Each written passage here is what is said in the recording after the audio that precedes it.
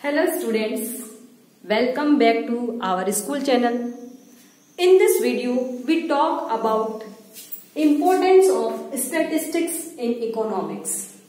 हमारे statistics की economics में क्या महत्ता है, हम अपने अर्थशास्त्र में इकोनॉमिक्स में जो स्टैटिस्टिक्स पढ़ते हैं उसकी हमारे लिए क्या उपयोगिताएं बनती है, उनको हम एक एक करके देखेंगे। तो at first, quantitative expression of economic problems. हमारी इकोनॉमी में बहुत सारी प्रॉब्लम्स दिखाई देती है हमें, जैसे पुअर्टी है, पॉपुलेशन है। ये जो समस्याएं हैं या ये जो प्रॉब्लम्स है, इनको जब तक हम क्वांटिटेटिव रूप में एक्सप्रेस नहीं करते तब तक न तो हम इनको आसानी से समझ सकते हैं और न ही इनके बारे में हम कोई निष्कर्ष निकाल सकते हैं। अगर हमें इन प्रॉब्लम्स को समझना है या इन प्रॉब्लम्स को दूर करने के लिए प्रयास करने हैं, तो सबसे पहले हमें स्टैटिस्टिक्स के जो डेटा हैं उनके आधार पर इनको रिप्रेजेंट करना होता है। यदि हम इनका प्रेजेंटेशन उचित प्रकार से नहीं कर पा रहे हैं तो हम इनके उपचार के लिए भी कोई प्रयास नहीं कर पाएंगे। तो हमारी इकोनॉमी में जितनी भी समस्याएं हैं या जितनी भी प्रॉब्लम्स है, उनको क्वांटिटेटिव रूप में व्यक्त करने के लिए हमारे पास क्या उपाय है? केवल स्टैटिस्टिकल डेटा, जिनके आधार पर हम अपनी समस्याओं को संख्यात्मक रूप में व्यक्त कर सकते हैं।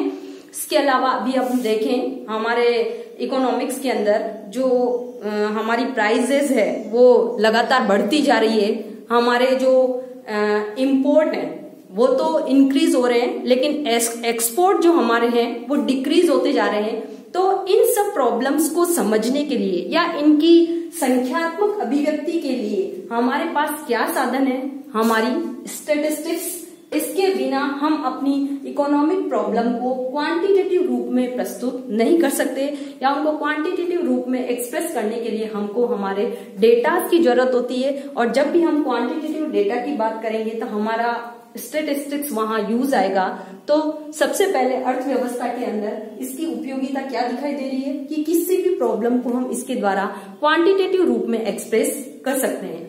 सेकंड, जो हमारी स्टैटिस्टिक्स की इकोनॉमिक्स में उपयोगिता है या इसकी जो यूटिलिटी है वो है इंटरसेक्टोरल एंड इंटरटेम्पोरल कंपेरिजंस।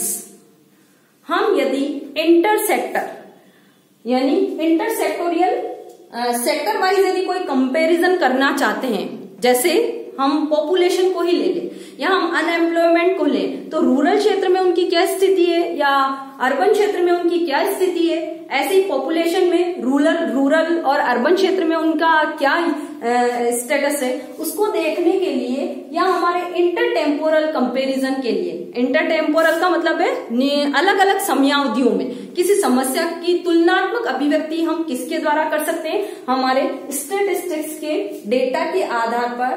तो अंतर क्षेत्रीय और अंतर समय अवधियों में कोई समस्या कैसे कंपेयर करें हम, या किसी समस्या का तुलनात्मक अध्ययन सेक्टर वाइज करना हो या हमें टाइम वाइज करना हो, तो इसके लिए भी हमारे पास क्या साधन होते हैं? हमारे स्टैटिस्टिक्स के जो डेटा हैं वही काम आते हैं। और बिना कंपैरिजन के हम उन समस्याओं के बारे में समझ भी नहीं पाएंगे कि उनमें वृद्धि हुई है, मतलब वो समस्याएं या वो प्रॉब्लम्स पहले की तुलना में इंक्रीज हुई है या डिक्रीज हुई है। और इंटरसेक्टोरियल वाइज यदि हम उनका कंपैरिजन करें तो हमें हमारे जो इकोनॉमी में विभिन्न प्रकार के क्षेत्र होते हैं, जैसे एग्रीकल्चर क्षेत्र है, इंडस्ट्री क्षेत्र है, सर्विस क्षेत्र है, तो इन सेक्टर के अंदर कोई समस्या किस प्रकार से हो रही है या कोई प्रॉब्लम हम किस प्रकार से फेस कर रहे हैं, उसको समझने के लिए भी हमको किसकी जरूरत होती है? स्टैटिस्टिक्स की डेटा की। और यदि हमारी स्टैटिस्टिक्स नहीं है तो फिर हम किसी भी प्रॉब्लम को इंटरसेक्टोरियल और इंटरटेम्पोरियल वाइज हम कंपेयर नहीं कर पाएंगे। तो ये भी हमारे इकोनॉमिक्स में स्टैटिस्टिक्स के जो डेटा हैं उनकी महत्ता है। थर्ड, इसके इम्पोर्टेंस को यदि हम देखें तो वो है working out cause and effect relationship. यानी हम अपने स्टैटिस्टिक्स के जो डेटा हैं उसके आधार पर कारण और परिणाम के बीच जो संबंध होता है उसको भी ज्ञात कर सकते हैं। जैसे अभी हम कहें कि हमारी इकोनॉमी में जो प्राइसेस हैं वो लगातार इंक्रीज होती जा रही है, तो इनके पीछे क्या कारण है, इनके पीछे कौन कौन से डेटा ने कार्य किया, यानी डिमांड के डेटा क्या रहे, सप्लाई के डेटा क्या रहे, अर्थव्यवस्था में या इकोनॉमी में कौन कौन सी ऐसी सर्कमस्टांसेस आ गई जिनके कारण हमारी जो प्राइसेस है वो लगातार इंक्रीज होती जा रही है। तो ये कारण और परिणाम का जो संबंध है, इनका जो रिलेशन है, उसको स्थापित करने में भी हमको कौन मदद करता है, हमारी स्टैटिस्टिक्स। तो इसकी सहायता से हम working out cause and effect relationship, किसी घटना के कारण और परिणाम के बीच संबंध स्थापित कर सकते हैं कि अमुक घटना अमुक कारणों से रही है, उनके लिए हम डेटा प्रस्तुत कर सकते हैं। और डेटा प्रस्तुतिकरण के आधार पर किसी घटना या कोई फैक्ट क्यों हुआ है हमारी इकोनॉमिक कंडीशन के, हमारी इकोनॉमिक प्रणाली में, उसको हम एक्सप्रेस कर सकते हैं। यदि हम इसकी फोर्थ महत्ता को देखें या इसकी यूटिलिटी को देखें तो हम कह सकते हैं कंस्ट्रक्शन ऑफ इकोनॉमिक थ्योरीज। हमारे इकोनॉमिक्स के बहुत सारे प्रिंसिपल या बहुत सारे जो लॉ हैं वो भी हमारे स्टैटिस्टिक्स के डेटा पर ही आधारित हैं। जैसे हमारा लॉ ऑफ डिमांड है, लॉ ऑफ सप्लाई है, इनके विषय में हमने जो भी हमारी यूटिलिटी के जो लॉ बने हुए हैं, हमारे प्रोडक्शन के लिए जो लॉ निर्धारित है, उन सब थ्योरीज को हमने किसके आधार पर बनाया है, उनको किस आधार पर हमने कंस्ट्रक्ट कर रखा है, स्टैटिस्टिक्स के जो डेटा है इनके आधार पर। बिना स्टैटिस्टिक्स के हम अपने जो थ्योरीज हैं या जितने भी हमारे लॉ हैं उनको न तो हम एक्सप्रेस कर सकते हैं और न ही हम उनको समझ पाएंगे। तो हमारे इकोनॉमिक्स की जो सिद्धांत है उनका निर्माण करने में या हमारे इकोनॉमिक मॉडल को कंस्ट्रक्ट करने में भी हमारे स्टैटिस्टिक्स के जो डेटा है वो हमारी मदद करते हैं। इनके बिना हम आर्थिक सिद्धांतों का निर्माण नहीं कर सकते। तो हमारी इकोनॉमिक्स के जो प्रिंसिपल है उसके लिए भी हमारे को किसकी जरूरत होती है, स्टैटिस्टिक्स की। बिना स्टैटिस्टिक्स के हम अपने इकोनॉमिक्स में जितने भी प्रिंसिपल या लॉ बनाए गए हैं उनका निर्माण हम नहीं कर सकते या उनको कंस्ट्रक्ट नहीं कर सकते।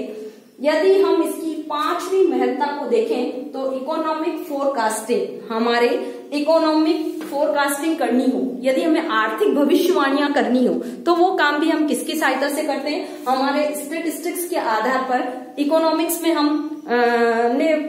जितनी भी भविष्यवाणी होती है, हम यूं कहते हैं यदि किसी वस्तु की मांग या डिमांड लगातार इंक्रीज होती जा रही है और यदि उसकी सप्लाई बाजार के अंदर कम मात्रा में आ रही है या लोगों की किसी वस्तु के प्रति जो फैशन है वो लगातार बढ़ता जा रहा है, तो हम कह सकते हैं उसके लिए हम फोरकास्टिंग कर सकते हैं कि लगातार उस वस्तु की कीमतें बढ़ रही है और आगे आने वाले समय में भी उसकी कीमतें या उसकी जो प्राइस है उसके अंदर निरंतर वो और अधिक इंक्रीज होती जाएगी। तो हमारी जो आर्थिक भविष्यवाणियां है, इकोनॉमिक फोरकास्टिंग है, उसका बेस भी क्या होता है, स्टैटिस्टिक्स के डेटा।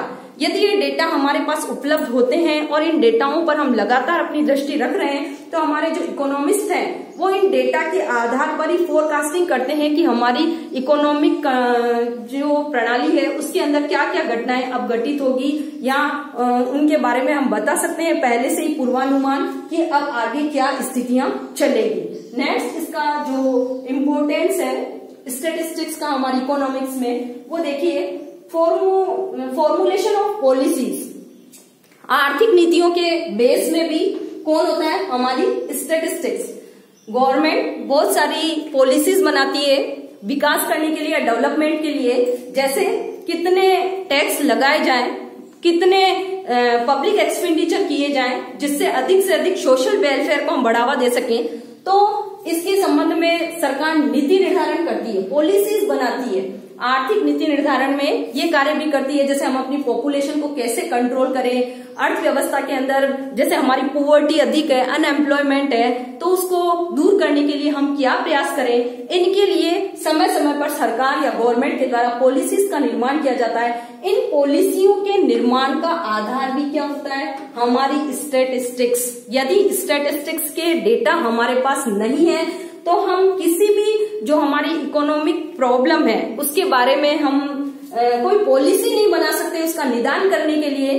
तो सरकार के द्वारा बनाई जाने वाली विभिन्न पॉलिसियों का आधार भी क्या है, उनके लिए जो भी फॉर्मुलेशन बनाए जाते हैं वो सब किसके बेस पर बनाए जाते हैं, स्टैटिस्टिक्स के डेटा के आधार पर। और इन नीति निर्धारण के आधार पर ही हम इन समस्याओं को दूर करने का हम प्रयास करते हैं। यदि स्टैटिस्टिक्स के डेटा हमारे पास उपलब्ध नहीं है तो गवर्नमेंट को अपनी पॉलिसीज निर्धारण करने में बाधा आएगी, या हम यूं कह सकते हैं पुअर्टी, अनएम्प्लॉयमेंट या अन्य प्रकार की जो समस्याएं हैं, जैसे कि हमारे यहाँ पर मुद्रास्फीति है, इन महंगाई है, प्राइसेस लगातार बढ़ती जा रही है, हमारे यहाँ पर जो एक्सपोर्ट है वो तो हमारे घट रहे हैं लेकिन हमारे इंपोर्ट बढ़ रहे हैं। तो उन सब के पीछे क्या कारण है? जब तक स्टैटिस्टिक्स के डेटा हमारे पास उपलब्ध नहीं है तब तक इन समस्याओं को हम न तो समझ सकते हैं और न ही इनका उपचार करने के लिए हमारी गवर्नमेंट जो है कोई पॉलिसी बना सकती है।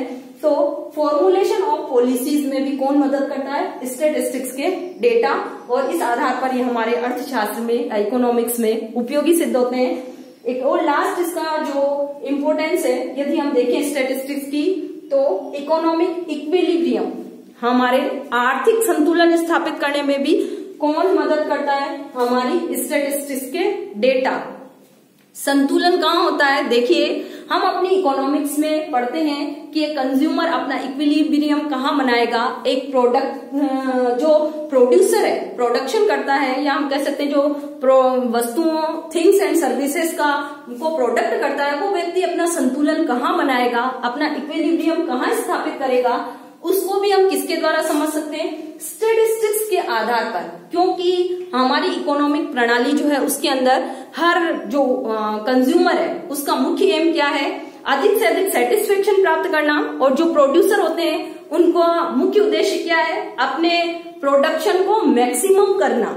तो इन सब बातों के लिए उनको स्टैटिस्टिक्स के जो डेटा है उनको आधार बनाकर कार्य करना पड़ता है। यदि उनके पास स्टैटिस्टिक्स के डेटा नहीं है तो वे अपना इक्विलिब्रियम नहीं बना पाएंगे, और यदि इक्विलिब्रियम नहीं बना पाएंगे तो उनको मैक्सिमम सेटिस्फेक्शन और मैक्सिमम जो प्रोडक्शन चाहिए वो प्राप्त नहीं हो पाएगा।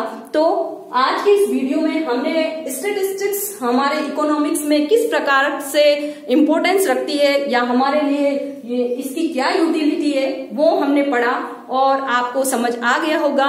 यदि आपको कोई प्रॉब्लम है तो मुझे मेरे व्हाट्सएप नंबर पर कॉल करें। Thank you.